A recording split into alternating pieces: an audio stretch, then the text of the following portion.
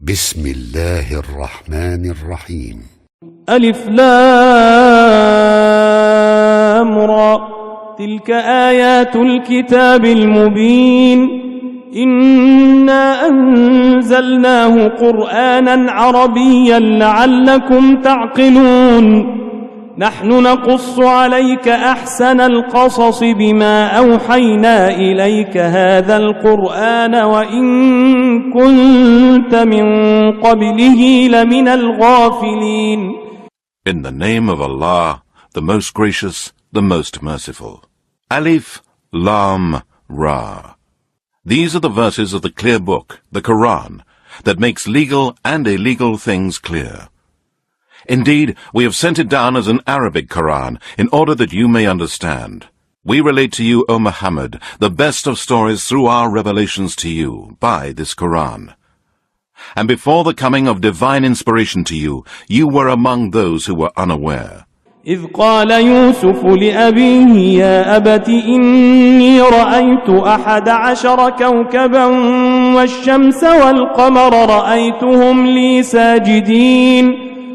قال يا بني لا تقصص رؤياك على إخوتك فيكيدوا لك كيدا إن الشيطان للإنسان عدو مبين.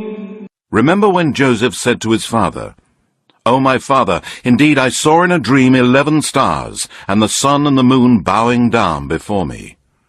His father said, O my son, do not relate your vision to your brothers, for fear that they plot against you. Indeed, Satan is to man an open enemy.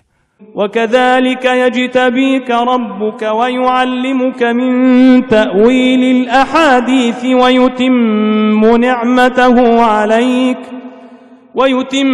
نعمته عليك وعلى آل يعقوب كما أتمها على أبويك من قبل إبراهيم وإسحاق إن ربك عليم حكيم.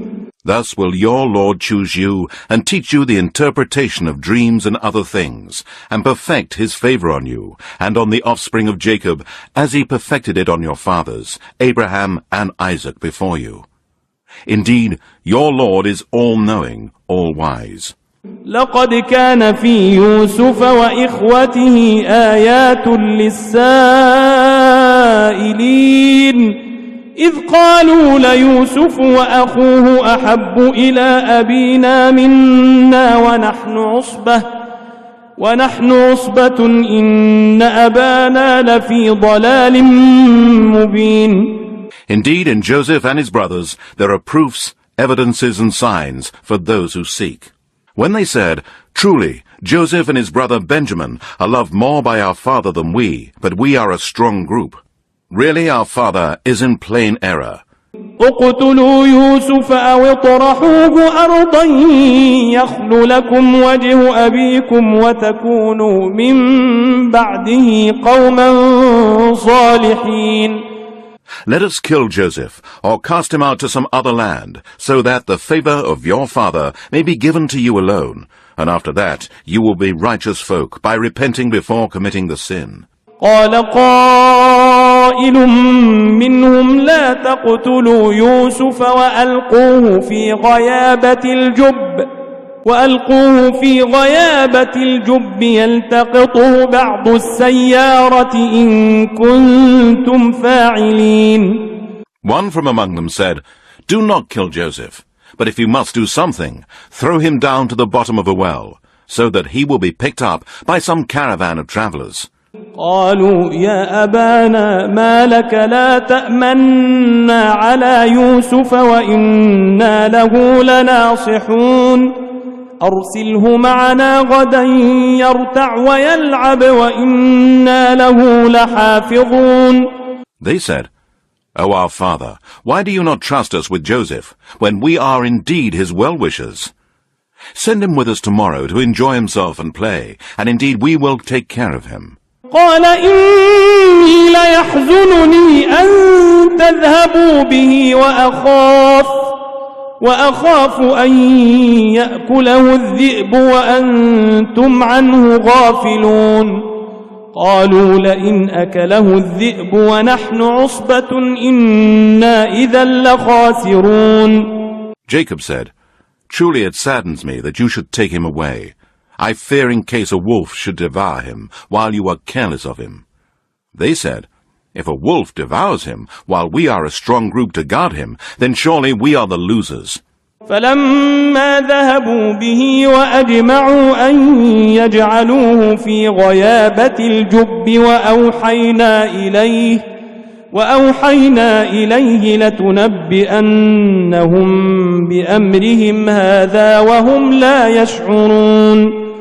So when they took him away, they all agreed to throw him down to the bottom of the well, and we inspired to him, "Indeed, you shall one day inform them of this affair when they do not know you."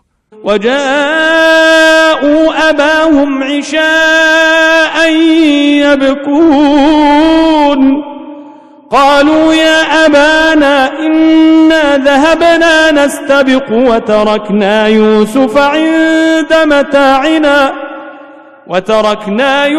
عند متاعنا فأكله الذئب وما أنت بمؤمن لنا ولو كنا صادقين. And they came to their father in the early part of the night weeping.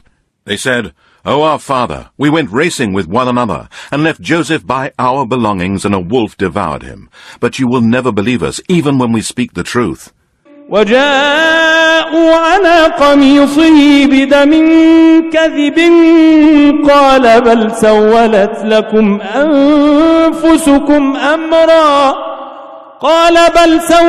لكم أنفسكم أمرا فصبر جميل والله المستعان على ما تصفون. And they brought his shirt stained with false blood. He said, "No, but you have made up a tale. So for me, patience is most fitting. And it is Allah alone whose help can be sought against that which you assert." وجاءت سيارة فأرسلوا واردهم فأدلى دلوه قال يا بشرى هذا غلام وأسروه بضاعة والله عليم بما يعملون. And there came a caravan of travellers. They sent their water drawer, and he let down his bucket into the well. He said, "What good news, here is a boy." So they hid him as a slave. And Allah was the all-knower of what they did. وشروه بثمن بخس دراهم معدودة وكانوا فيه من الزاهدين. And they sold him for a low price, a few silver coins. And they were of those who regarded him insignificant. وقال الذي اشتراه من مصر لامرأته أكرمي مثواه عسى أن ينفعنا أو نتخذه ولدا وكذلك مكنا ليوسف في الأرض ولنعلمه من تأويل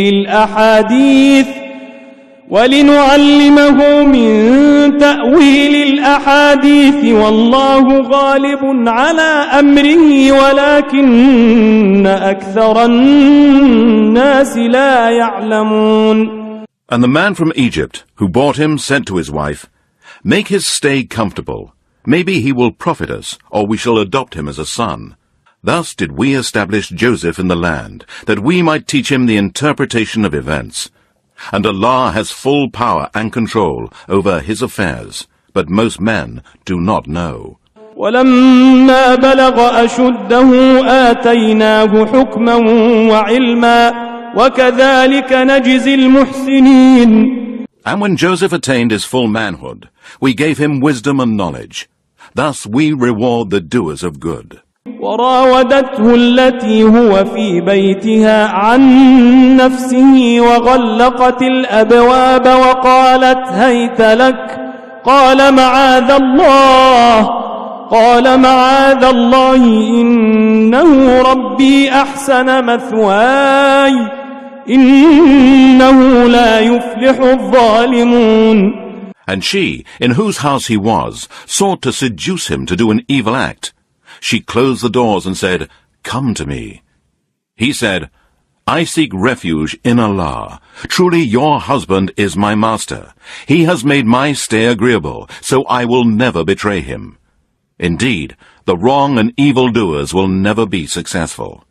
وَلَقَدْ هَمَّتْ بِهِ وَهَمَّ بِهَا لَوْلَا أَن رَّأَىٰ بُرْهَانَ رَبِّهِ كَذَٰلِكَ لِنَصْرِفَ عَنْهُ السُّوءَ وَالْفَحْشَاءَ إِنَّهُ مِنْ عِبَادِنَا الْمُخْلَصِينَ. And indeed she did desire him, and he would have inclined to her desire had he not seen the evidence of his Lord. Thus it was that we turned him away from evil and illegal sexual intercourse. Surely he was one of our chosen guided slaves. واستبق الباب وقدت قميصه من دبر وألف يا سيدها لدى الباب قالت ما جزاء من أراد بأهلك سوءا إلا أن يسجن أو عذاب أليم قال هي راودتني عن نفسي وشهد شاهد من أهلها إن كان قميصه قد من قبل فصدقت وهو من الكاذبين وإن كان قميصه قد من دبر فكذبت وهو من الصادقين. So they raced with one another to the door, and she tore his shirt from the back.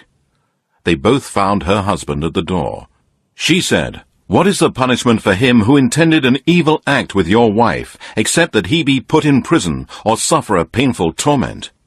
Joseph said, "It was she that sought to seduce me." And a witness of her household bore witness, saying, "If it be that his shirt is torn from the front, then her tale is true and he is a liar. But if it be that his shirt is torn from the back, then she has told a lie, and he is speaking the truth." فلما رأى قميصه قد من دبر قال إنه من كيدكن إن كيدكن عظيم يوسف أعرض عن هذا واستغفري لذنبك إنك كنت من الخاطئين. So when her husband saw Joseph's shirt torn at the back, he said, "Surely it is a plot of you women. Indeed, your scheming is formidable. O Joseph, turn away from this, and O woman, ask forgiveness for your sin. Indeed, you are of the sinful." وقال نسوة في المدينة امرأة العزيز تراود فتاها عن نفسه قد شغفها حبا إنا لنراها في ضلال مبين فلما سمعت بمكرهن أرسلت إليهن وأعتدت لهن متكأ وآتت كل واحدة منهن سكينا وقالت اخرج عليهن فلما رأينه أكبرنه وقطعن أيديهن وقلن حاش لله ما هذا بشرا إن هذا إلا ملك كريم قالت فذلكن الذي لمتنني فيه ولقد راودته عن نفسه فاستعصم ولئن لم يفعل ما آمره ليسجنن وليكون من الصاغرين. And the women in the city said, "The governor's wife is seeking to seduce her young servant. Indeed, she loves him violently. We see that she has gone astray." So when she heard of their accusation, she sent for them, and prepared a banquet for them. And she gave each one of them a knife to cut the food with, and she said to Joseph, "Come out before them." Then, when they saw him, they admired his beauty, and in their astonishment cut their hands. They said, "How perfect is Allah! This is no man. This is none other than a noble angel." She said, "This is the young man about whom you blamed me for his love, and I did seek to seduce him, but he refused. And now, if he refuses to obey my order, he shall certainly be cast into prison, and will be one of those who are disgraced." قال رب السجن أحب إلي مما يدعونني إليه وإلا تصرف عني كيدهن أصب إليهن وأكن من الجاهلين. He said, "O my Lord, prison is more to my liking than that to which they invite me. Unless you turn away their plot from me, I will feel inclined towards them, and be one of those who commit sin and deserve blame, or be of those who join the ranks of the ignorant ones." فاستجاب له ربه فصرف عنه كيدهن إنه هو السميع العليم. ثم بدا لهم من بعد ما رأوا الآيات ليسجننه حتى حين. So his Lord answered his invocation, and turned him away from their plot. Indeed, he is the All-Hearer, the All-Knower. Then they saw to it, despite seeing the clear proofs of his innocence, to imprison him for a time. ودخل معه السجن فتيان قال أحدهما إني أراني أعصر خمرا وقال الآخر إني أراني أحمل فوق رأسي خبزا تأكل الطير منه نبئنا بتأويله إنا نراك من المحسنين. قال لا يأتيكما طعام ترزقانه إلا نبأتكما بتأويله قبل أن يأتيكما ذلكما مما علمني ربي إني تركت ملة قوم لا يؤمنون بالله وهم بالآخرة هم كافرون. And there entered with him 2 young men in the prison. One of them said, "Indeed, I saw myself in a dream making wine." The other said, "Indeed, I saw myself in a dream carrying bread on my head, from which birds were eating." They said, "Inform us of the interpretation of this. Indeed, we think you are one of the doers of good." He said, "If any food is provided to you, I can inform you about it before you receive it. This is of that which my Lord has taught me. Indeed, I have abandoned the religion of a people that do not believe in Allah and are disbelievers in the hereafter. واتبعت ملة آبائي إبراهيم وإسحاق ويعقوب ما كان لنا أن نشرك بالله من شيء ذلك من فضل الله علينا وعلى الناس ولكن أكثر الناس لا يشكرون. And I have followed the religion of my fathers, Abraham, Isaac, and Jacob, and never could we attribute any partners whatsoever to Allah. This is from the grace of Allah to us and to mankind. But most men do not give thanks. يا صاحبي السجن أأرباب متفرقون خير أم الله الواحد القهار ما تعبدون من دونه إلا أسماء سميتموها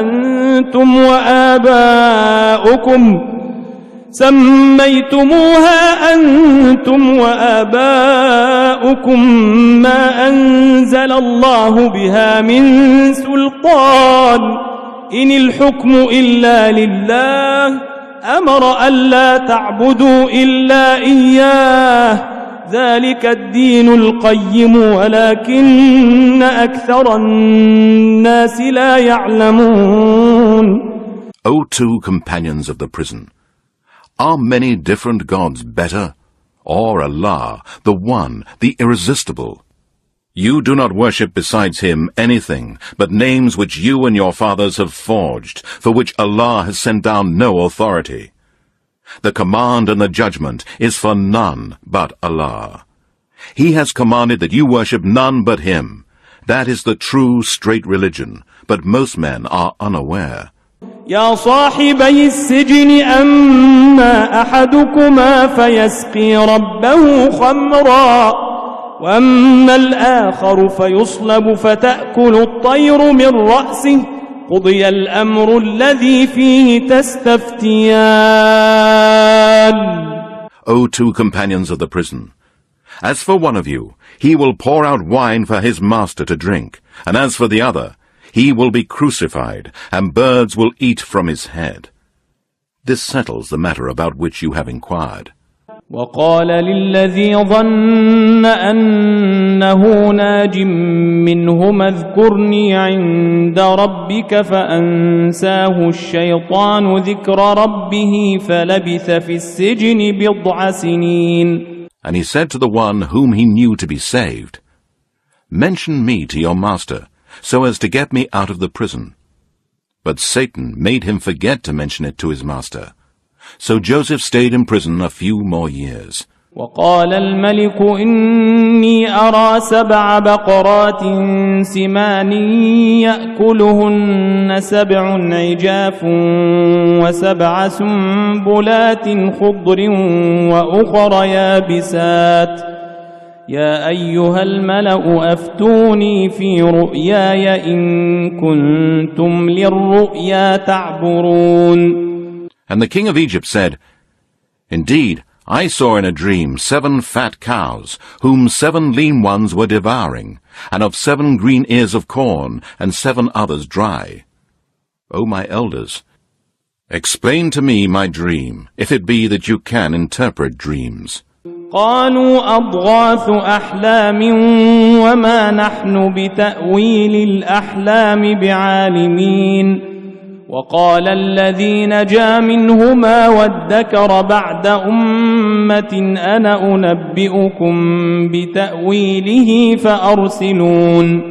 They said, These are mixed up false dreams, and we are not skilled in the interpretation of dreams. Then the man who was released, amongst one of the 2 who were in prison, now finally remembered and said, I will tell you its interpretation, so send me forth. يوسف أيها الصديق أفتنا في 7 بقرات سمان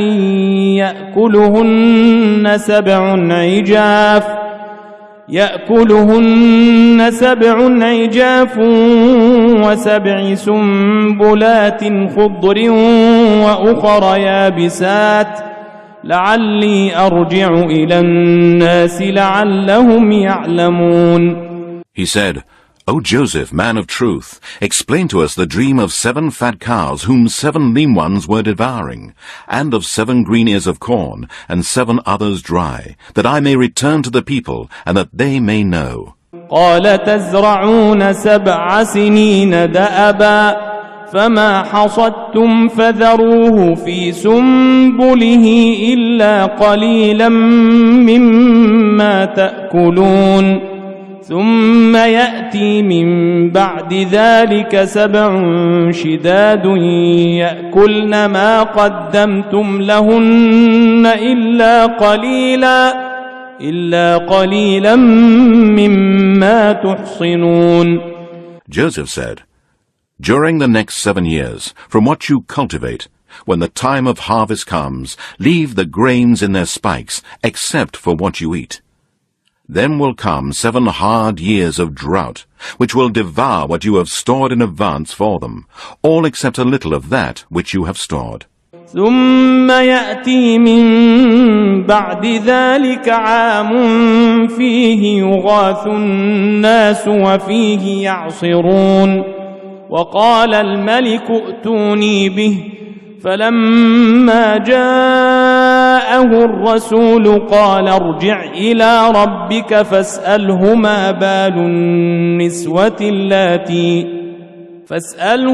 بال النسوة اللاتي قطعن أيديهن إن ربي بكيدهن عليم.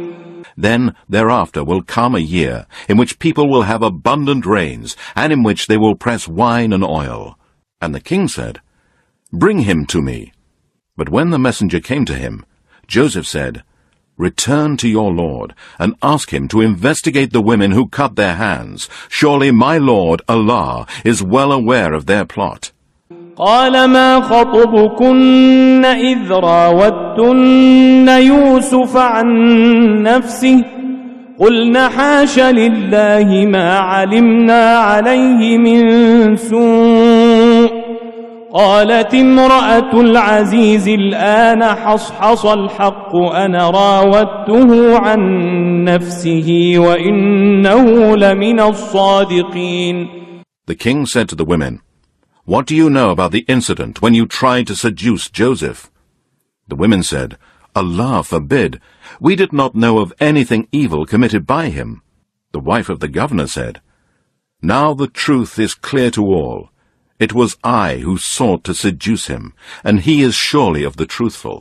ذلك ليعلم أني لم أخنه بالغيب وأن الله لا يهدي كيد الخائنين. Then Joseph said, "I asked for this inquiry in order that the governor may know that I did not betray him in secret, and indeed Allah does not guide the schemes of the betrayers." وما أبرئ نفسي إن النفس لأمارة بالسوء إلا ما رحم ربي إن ربي غفور رحيم. And I do not free myself from the blame. Indeed, the human self is inclined to evil, except when my Lord bestows his mercy upon whom he wills. Indeed, my Lord is oft forgiving, most merciful. وقال الملك ائتوني به أستخلصه لنفسي فلما كلمه قال إنك اليوم لدينا مكين أمين قال اجعلني على خزائن الأرض إني حفيظ عليم. And the king said, "Bring him to me, that I may employ him to my service." Then, when he spoke to him, he said, "Indeed, this day you are with us high in rank, and fully trusted." Joseph said, "Set me over the storehouses of the land. I will indeed guard them with full knowledge." وكذلك مكنا ليوسف في الأرض يتبوأ منها حيث يشاء نصيب برحمتنا من نشاء ولا نضيع أجر المحسنين ولأجر الآخرة خير للذين آمنوا وكانوا يتقون. We thus established Joseph on the earth, ruling as he wished. We shower our mercy upon whomever we will, and we never fail to recompense the righteous. And indeed, the reward of the hereafter is better for those who believe and fear Allah and keep their duty to him, by abstaining from all kinds of sins and evil deeds, and by performing all kinds of righteous good deeds. وجاء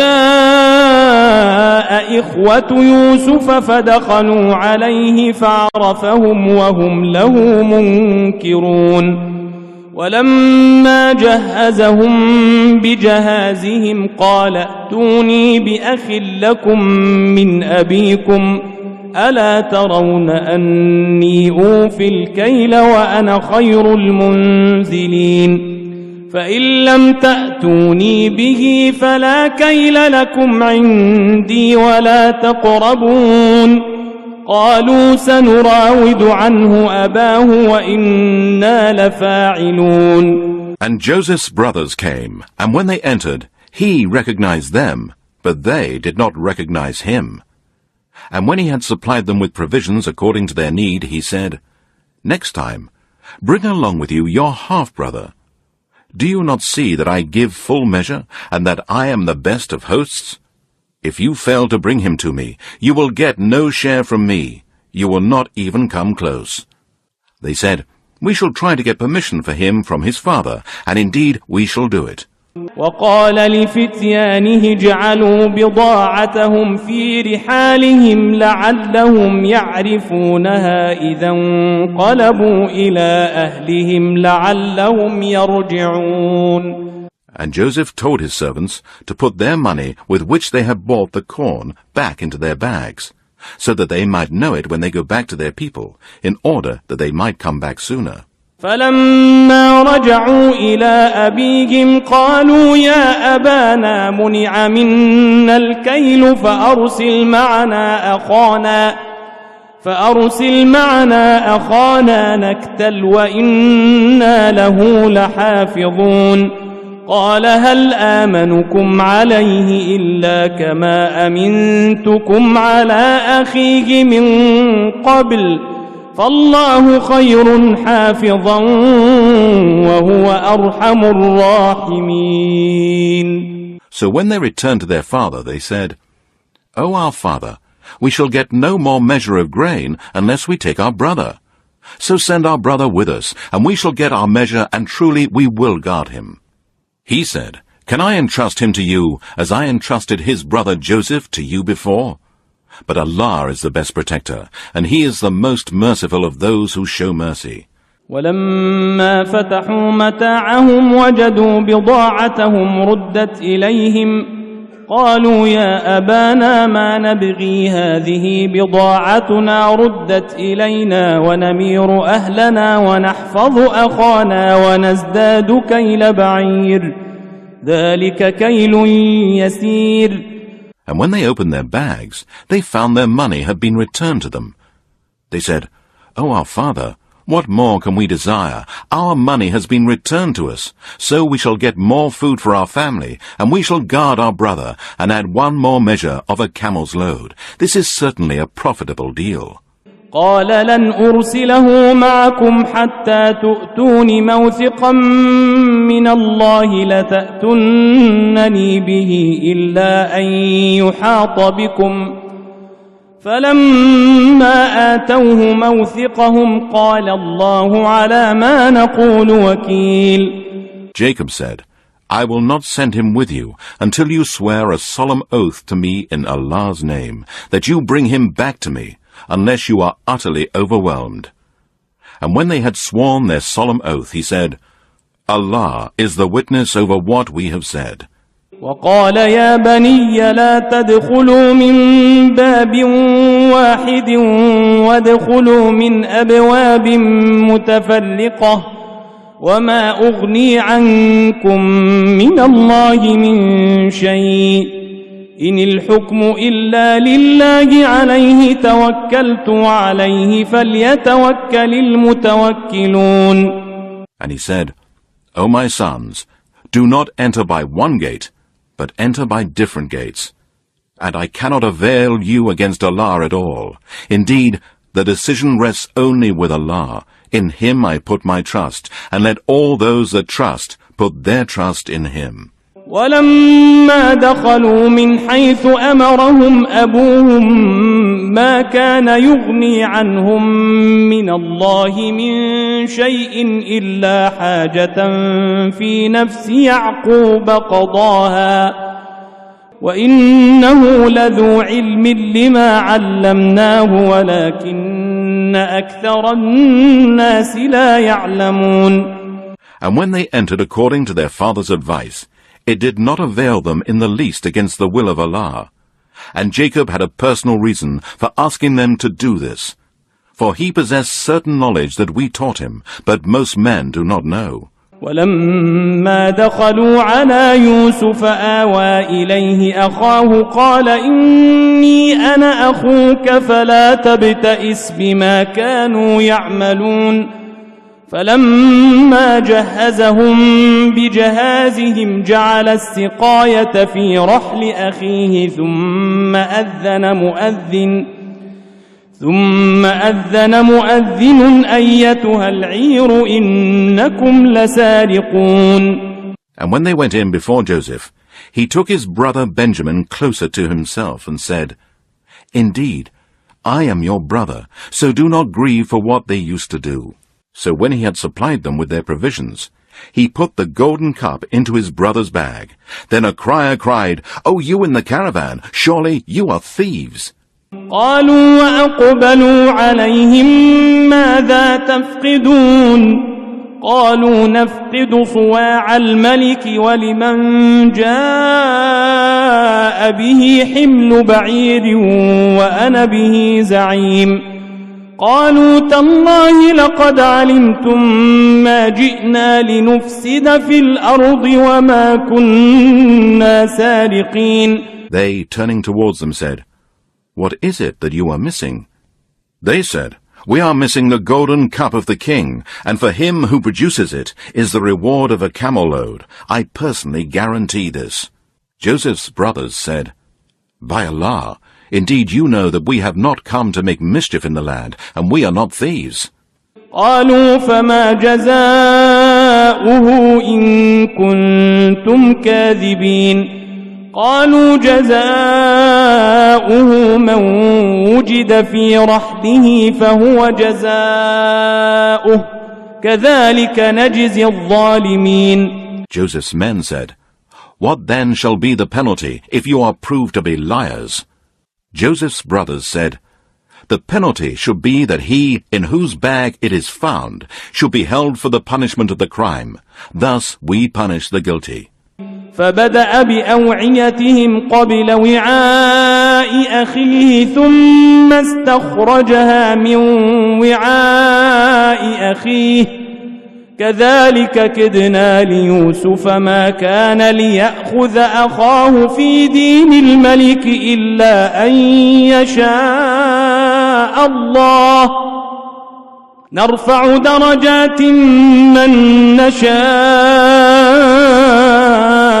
وفوق كل ذي علم عليم. So Joseph began the search in their bags before the bag of his brother. Then he brought it out of his brother's bag. Thus did we plan for Joseph. He could not take his brother by the king's law as a slave, but that was the will of Allah. So Allah made the brothers bind themselves with their way of punishment to enslave the thief.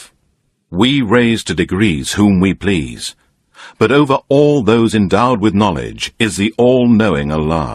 قالوا إن يسرق فقد سرق أخ له من قبل فأسرها يوسف في نفسه ولم يبدها لهم قال أنتم شر مكانا والله أعلم بما تصفون.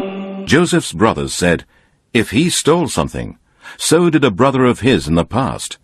Joseph concealed his feelings in himself and did not give them any clue. He said within himself, "You are in the worst case, and Allah knows best the truth of what you assert."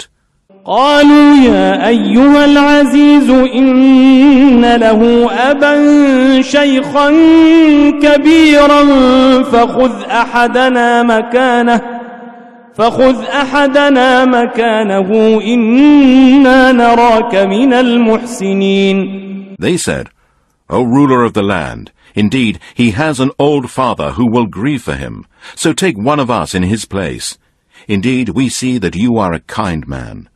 قال معاذ الله أن نأخذ إلا من وجدنا متاعنا عنده إنا إذا لظالمون.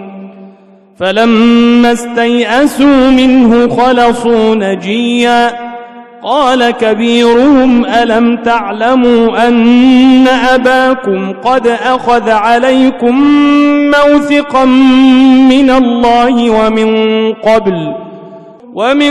قبل ما فرطتم في يوسف فلن أبرح الأرض حتى يأذن لي أبي أو يحكم الله لي وهو خير الحاكمين. He said, "Allah forbid that we should take anyone but him with whom we found our property. Indeed, if we did so, we should be wrongdoers." So when they despaired of him, they held a conference in private. The eldest amongst them said, "Do you not know that your father took an oath from you in Allah's name, and before this you failed in your duty with Joseph? Therefore, I will not leave this land until my father permits me, or Allah decides my case by releasing Benjamin, and he is the best of judges." ارجعوا إلى أبيكم فقولوا يا أبانا إن ابنك سرق وما شهدنا إلا بما علمنا وما شهدنا إلا بما علمنا وما كنا للغيب حافظين واسأل القرية التي كنا فيها والعير التي أقبلنا فيها وإنا لصادقون. Return to your father and say, O our father, indeed your son Benjamin has committed theft, and we do not testify except according to what we know, and we could not know the unseen. And ask the people of the town where we have been, and the caravan in which we returned, and indeed we are telling the truth. قال بل سولت لكم أنفسكم أمرا فصبر جميل عسى الله أن يأتيني بهم جميعا إنه هو العليم الحكيم. Jacob said, No, but you have contrived a story. So quiet patience is most fitting for me. Maybe Allah will bring them all back to me. Truly, only He is all-knowing, all-wise. وتولى عنهم وقال يا أسفا على يوسف وابيضت عيناه من الحزن فهو كظيم. قالوا تالله تفتأ تذكر يوسف حتى تكون حرضا أو تكون من الهالكين. قال إنما أشكو بثي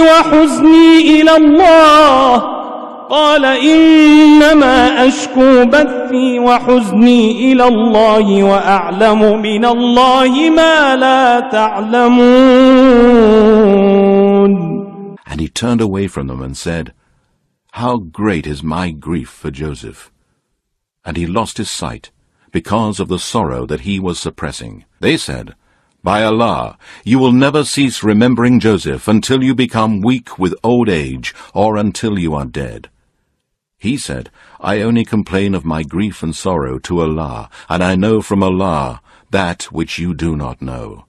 يا بني اذهبوا فتحسسوا من يوسف وأخيه ولا تيأسوا من روح الله إنه لا ييأس من روح الله إلا القوم الكافرون.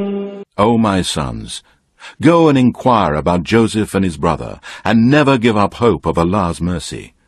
Certainly, no one despairs of Allah's mercy except the people who disbelieve. فلما دخلوا عليه قالوا يا أيها العزيز مسنا وأهلنا الضر وجئنا ببضاعة مزجاة فأوف لنا الكيل وتصدق علينا إن الله يجزي المتصدقين. Then, when they entered to Joseph, they said, O ruler of the land, a hard time has hit us and our family, and we have brought poor capital. So pay us full measure and be charitable to us. Truly Allah does reward the charitable.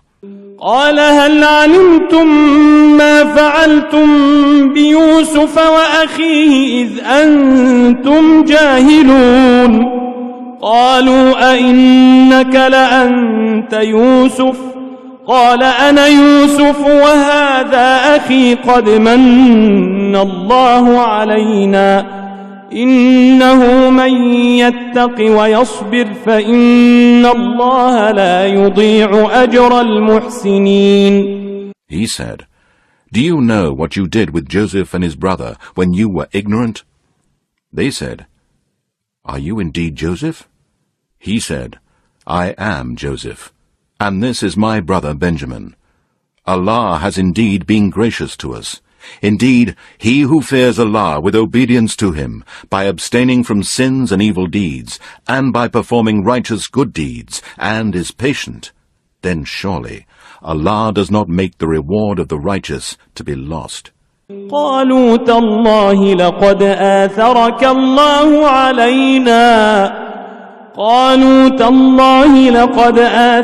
الله علينا وإن كنا لخاطئين.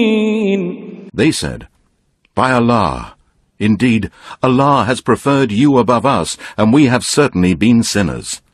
قال لا تثريب عليكم اليوم يغفر الله لكم وهو أرحم الراحمين اذهبوا بقميصي هذا فألقوه على وجه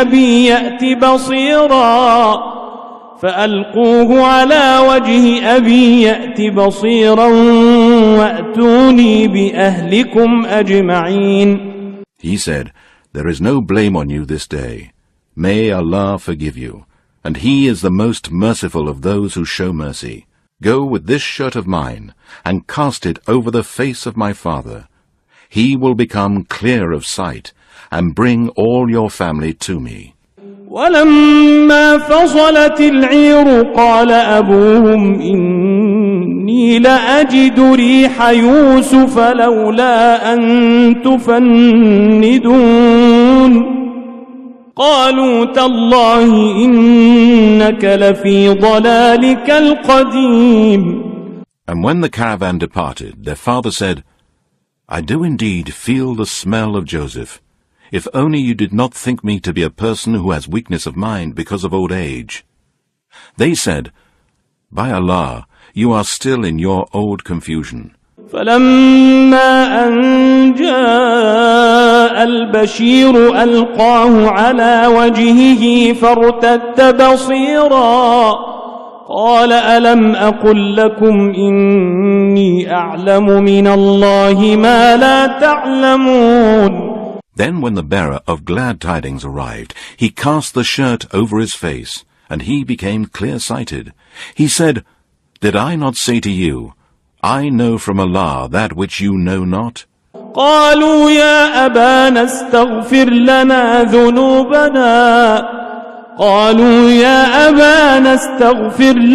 ذنوبنا إنا كنا خاطئين. قال سوف أستغفر لكم ربي إنه هو الغفور الرحيم. They said, "O our Father, ask forgiveness from Allah for our sins. Indeed, we have been sinners."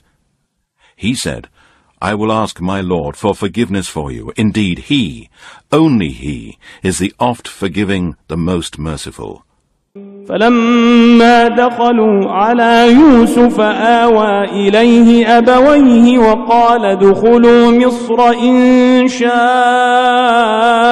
الله آمنين ورفع أبويه على العرش وخروا له سجدا وقال يا أبت هذا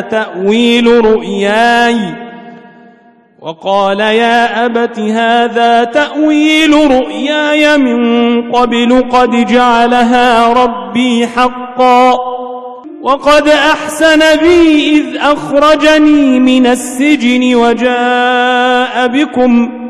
وجاء بكم من البدو من بعد أن نزغ الشيطان بيني وبين إخوتي إن ربي لطيف لما يشاء إنه هو العليم الحكيم. Then, when they entered Joseph's quarters, he took his parents closer to himself and said, "Enter Egypt, if Allah wills, in security." And he raised his parents to the throne, and they fell down before him prostrate. And he said, "O my father, this is the interpretation of my dream of old. My Lord has made it come true. He was indeed good to me when he took me out of the prison and brought you all here out of the Bedouin life after Satan had sown enmity between my brothers and I. Certainly my Lord is the most courteous and kind to whom he wills. Truly he, only he, is the all-knowing, the all-wise." رب قد آتيتني من الملك وعلمتني من تأويل الأحاديث فاطر السماوات والأرض أنت وليي في الدنيا والآخرة توفني مسلما وألحقني بالصالحين. My Lord, you have indeed bestowed on me sovereignty and taught me the interpretation of dreams. You are the only creator of the heavens and the earth. You are my protector, helper, supporter and guardian, in this world and in the hereafter. Cause me to die as a Muslim, one submitting to your will, and join me with the righteous. ذلك من أنباء الغيب نوحيه إليك وما كنت لديهم إذ أجمعوا أمرهم وهم يمكرون وما أكثر الناس ولو حرصت بمؤمنين وما تسألهم عليه من أجر إن هو إلا ذكر للعالمين. This is of the news of the unseen which we reveal by inspiration to you, O Muhammad. You were not present with them when they arranged their plan together, and also while they were scheming. And most of mankind will not believe, even if you desire it eagerly. And O Muhammad, ask no reward of those who deny your prophethood, for the Quran is no less than a reminder and advice to men and jinn. وكأي من آية في السماوات والأرض يمرون عليها وهم عنها معرضون وما يؤمن أكثرهم بالله إلا وهم مشركون أفأمنوا أن تأتيهم غاشية من عذاب الله أو تأتيهم الساعة بغتة وهم لا يشعرون. And how many a sign in the heavens and the earth do they pass by, because they are averse to them? And most of them do not believe in Allah, but instead they attribute partners to Him. Do they then feel secure from the coming against them of the covering veil of the torment of Allah, or of the coming against them of the final hour, all of a sudden while they do not perceive? قل هذه سبيلي أدعو إلى الله على بصيرة أنا ومن اتبعني وسبحان الله وما أنا من المشركين. وما أرسلنا من قبلك إلا رجالا نوحي إليهم من أهل القرى أفلم يسيروا في الأرض فينظروا كيف كان عاقبة الذين من قبلهم ولدار الآخرة خير للذين اتقوا أفلا تعقلون. Say, O Muhammad, this is my way. I invite to the oneness of Allah with clear proofs. I and whoever follows me must also invite others to the oneness of Allah with clear proofs. Glorified and exalted be Allah above all that they associate as partners with Him. And I am not of the polytheists, pagans, idolaters, and disbelievers in the oneness of Allah, those who worship others along with Allah or set up rivals or partners to Allah. And we sent not before you as messengers any but men, whom we inspired from among the people of towns. Have they not travelled through the earth, and seen what was the end of those who were before them? And indeed, the home of the hereafter is the best for those who fear Allah, and obey Him by abstaining from sins and evil deeds, and by performing righteous good deeds. Do you not then understand? حتى إذا استيأس الرسل وظنوا أنهم قد كذبوا جاءهم